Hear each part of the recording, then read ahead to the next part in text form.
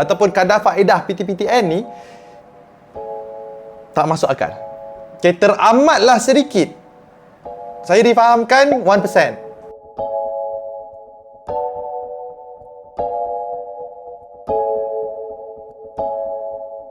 Assalamualaikum dan selamat datang ke YouTube channel Dr. Adam Zubir, Doktor Kewangan Anda. Discussion daripada Twitter berkenaan dengan pembayaran PTPTN menggunakan KWSP. So, tajuknya KWSP dan PTPTN. Sama ada kita nak bayar penuh, okay, ataupun bayar sikit-sikit.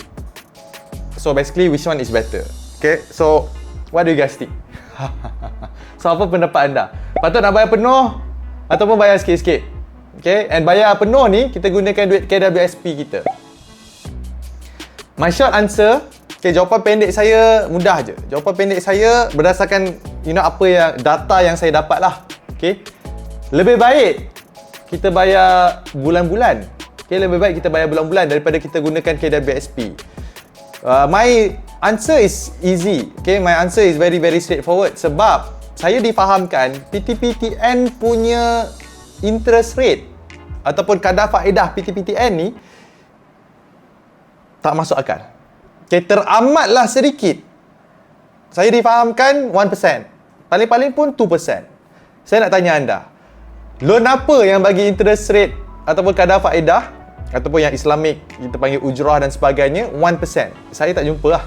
Kalau anda boleh tengok car loan. Okay, car loan berapa? Car loan on average about 3 to 4%. Kalau kita tengok housing loan pun about that. Okay, 3, 4, 5%. Okay, bergantung kepada OPR lah. So, naik dan turun.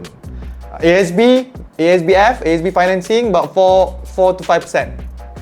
Personal loan about what? 5, 6, 7%. Credit card loan lagi ridiculous lah. 18% tahun. Okay. Apa lagi? Saya jarang lah dengar interest yang 1%.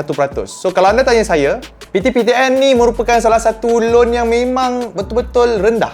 Poin saya yang kedua, EPF pula rate-nya berapa? Kan? Keuntungan, dividen yang kita dapat daripada EPF atau KWSP. Okay, KWSP bagi rate dalam 5 to 6%, betul? So, that is high. So, maksudnya kalau kita gunakan duit, kita keluarkan duit lump sum daripada KWSP untuk kita tutup hutang PTPTN ni, technically bagi saya lah tak pandai lah, kurang bijak. Kenapa? Sebab dividen yang anda dapat daripada KWSP ni lebih tinggi. So, kalau lah saya bagi paling mudah, paling senang nak faham. Bayangkan anda ada RM20,000. RM20,000 dalam EPF. Bagi anda 5%. RM20,000 bagi 5%, setahun anda dapat berapa? So, RM1,000. Anda dapat RM1,000. So, daripada RM20,000, lepas tahun dia jadi RM21,000. Kalau kita kira pula in terms of interest yang kita kenakan, yang kita kena bayar kat PTPTN, RM20,000 yang sama juga kan, amount yang sama. Let's say kita keluarkan, kita tutup hutang PTPTN kita, kali dengan 1% bersamaan dengan RM200. So, kalau saya nak compare apple to apple, kalau anda letak dekat dalam EPF, anda dapat RM1,000. Tapi kalau anda keluarkan duit EPF tersebut, anda dah tak dapat dah dividen daripada EPF, anda masukkan dan tutup hutang PTPTN anda. Basically, anda hanya dapat save RM200 setahun. Nampak tak? So, kat situ je kita dah tahu dah apa pilihan saya lah. Okay? Tetapi, saya yakin some of you mungkin rasa kalau ada hutang ni, anda rasa terbeban. Okay? Anda rasa macam, malas lah nak fikir pasal hutang ni kan. Kan lebih senang kalau saya boleh tutup hutang saya siap-siap. So, saya dah tak payah fikir dah pasal PTPTN. Okay? Saya tak halang. Boleh je. Tapi kalau anda tanya saya, orang kewangan, okay, doktor kewangan, saya akan ambil tindakan yang memberi keuntungan paling tinggi kepada diri saya. Yang kedua, saya pun belajar dengan mentor saya, Robert Kiyosaki. So, Robert Kiyosaki cakap apa? Robert Kiyosaki ada cakap, ada 3 golongan manusia dekat dunia ini. Okay? Golongan pertama adalah golongan yang mempunyai pemikiran orang-orang miskin. Pemikiran orang miskin ni maksudnya mereka ini sentiasa berbelanja lebih daripada kemampuan mereka. Kalau gaji mereka RM3,000, mereka akan belanja RM3,500. Kalau gaji mereka RM10,000, mereka belanja RM11,000. Confirm akan miskin. Tak ada cara lain untuk jadi kaya. Sebab anda belanja lebih daripada kemampuan anda. Golongan yang kedua, kita panggil golongan middle class mentality. So, middle class mentality ni, saya pun terkejut bila saya dengar. Ini bukan datang daripada saya, anda boleh check. anda boleh Google dan research sendiri apa Robert Kiyosaki cakap, which saya setuju. Robert Kiyosaki cakap apa? Middle class mentality adalah golongan yang nak bebas hutang. Saya terkejut.